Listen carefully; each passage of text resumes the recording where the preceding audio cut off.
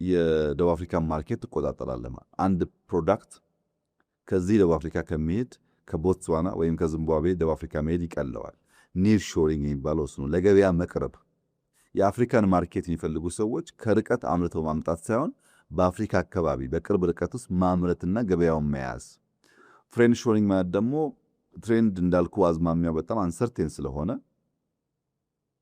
በዘላቂነት ስቴብል ናቸው፣ ታማኝ ናቸው፣ ወዳጅ ናቸው፣ ሀብቴን ጉልበቴን በቀላሉ አያጠፉብኝም ብለህ በምታስባቸው ሀገራት ላይ ኢንቨስት ማድረግ ማለት ነው።